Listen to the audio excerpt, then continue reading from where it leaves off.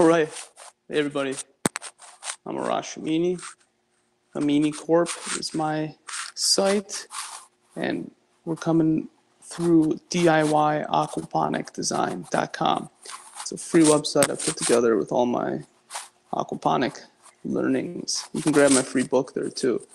You can get it for print if you want, and I think just pay shipping or download the digital version. Growing a whole bunch of cool stuff, and we got a vermicompost and vermicompost bin and on top of a clarifier. This is the first day I turned the water on, so just evening levels out. Always make sure you're fish farming and aquaponic farming on an even surface. If your base is even, your life is going to be a lot easier. If not, you're going to have to shimmy everything like I did. All right, so there's a little 400 gallon per hour pump, tiny little pump, pretty small pump.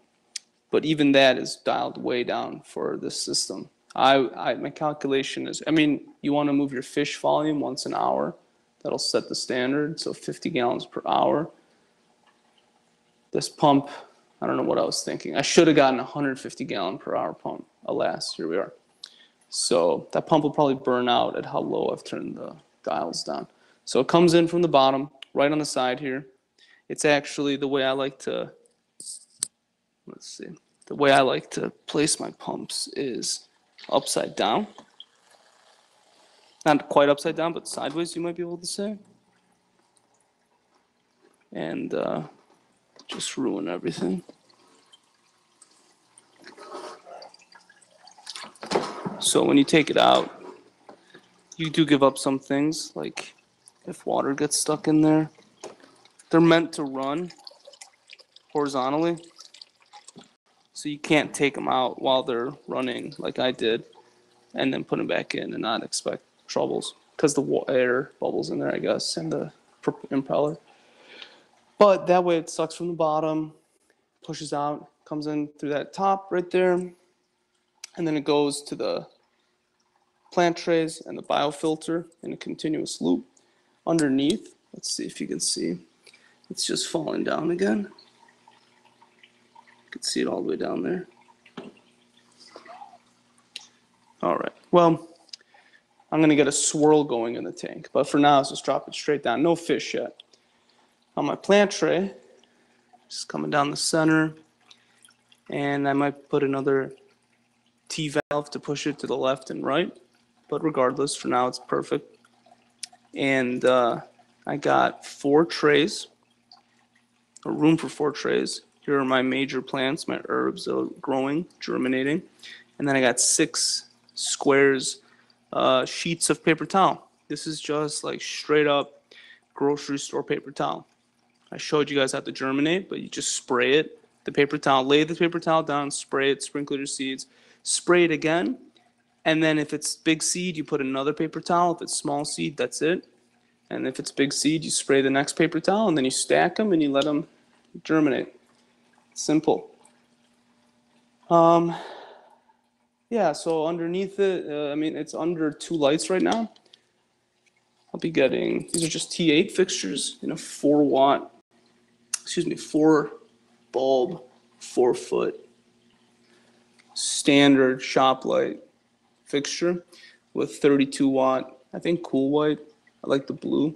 It's like blue spectrum for leafy greens. 32 watt bulbs. If you're growing just micros and wheatgrass, all you need are 2 bulbs. That's more than enough. If you're growing herbs, you're going to need 4 bulbs and a tight canopy height. So that stuff's pretty straightforward for me and for this setup, but what's, I think, more interesting here to me personally is the biofilter. Never built this biofilter before, but you need the nitrifying bacteria, you got to get airflow, there's many different ways to filter your water.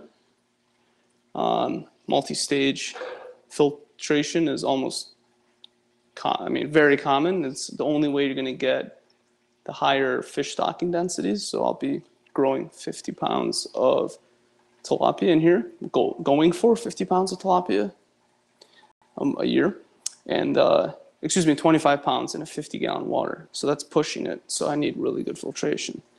My first version, you know, because while they're fry, they're not going to be putting out as much, is this slotted 10 by 20. You can see the cuts.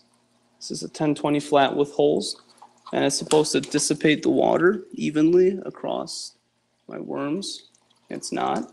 There's a pool right there. Obviously, my worms are reacting. So, gotta fix that. And it's really about your levels, because the difference between this and this, you know, is a lot.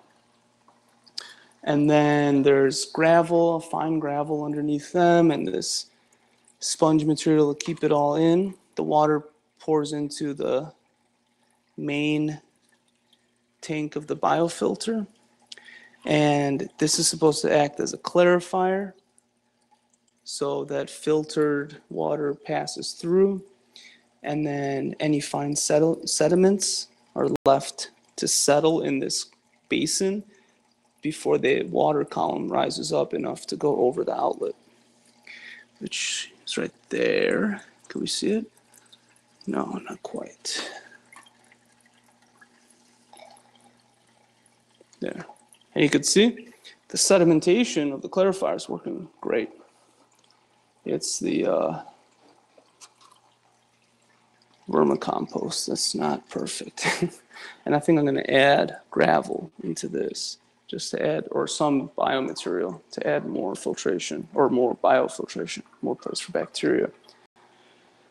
The water is super murky because the worms came in mulch, and just, I guess you'd call it mulch mix.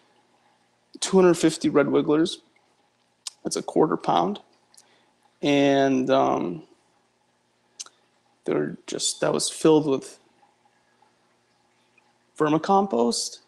Now, it's been a while, but I made a couple mistakes. The mistakes I made were not getting the fish tank, the bottom of the floor, flat enough or even enough, and not separating the worms from their mulch by feeding them in the corner of putting food in the corner of the tray, opposite of where their worm mass with mulch was pushed, so they would move out of the mulch.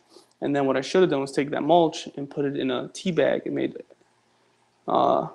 soaked it in the main tank overnight, or as long as I would want, but to get the vermicompost out and not the heavy sediments, which I'm dealing with now. So, you know, eventually, hopefully, all that stuff in there, just, let's see if you can kind of see it when I block the light, it's so murky, will end up in there, in the bottom of that basin eventually.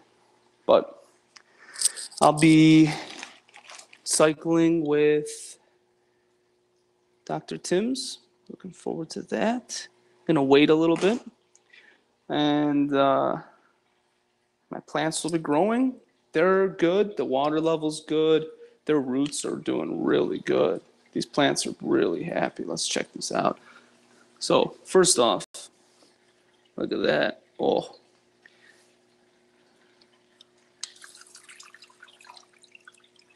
That's a bad example.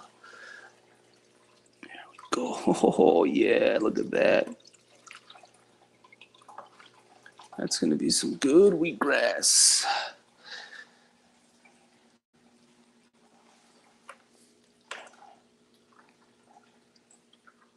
Good stuff. Good healthy growth. Good healthy growth. And then here we got some good stuff too going on, you know. Got some herbs popping, but these are going to take a lot longer. So yeah, so everything's doing good. All the plants are doing good. Pushing the air bubbles out just to get as flat a canopy as I can. And it's half art, half science. If you set up your system right, you're going to have a lot more fun. Let's put it that way. and then you can fine tune your setup over time. But if you have a shit system, you're never going to have fun. It's going to just be constantly breaking down and getting moldy and smelling like crap. So anyway, that's my setup. I'll let you guys know, leave any questions you have. If you want the parts list, oh yeah, I have them online, or I have the links in my e-store. I have the links to the Amazon products that I used. You can buy them through Amazon, everything I got here. And you could do a lot more crazy stuff.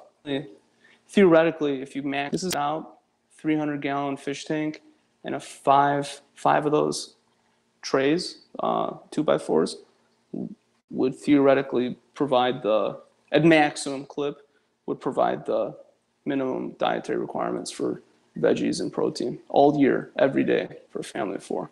So, grow obviously a bigger system, you would have more than enough. But anyway, I would rather move on to other fish and outdoor plants than scale this up. So I'm more interested in figuring out the recipes, and then letting people grow as, however much of whatever they want as possible. So that's my setup. One final thing. You're always 99% of the time are going to need shims. So either buy them or, I went to the hardware store and bought 1/4 inch thick birch for like $12, 12 feet of it, or $16 or something. So that's just it's a necessity of indoor farming, vertical farming especially. Yep, that's the way I like to do things. That's the way I think it's the best way to do it, with the parts available at local stores and on Amazon. Of course, you could do crazy different shit, but having the system work well and being made for indoors and being affordable is key. So the more complicated, the more expensive. All right, guys. Let me know. Take care. Bye.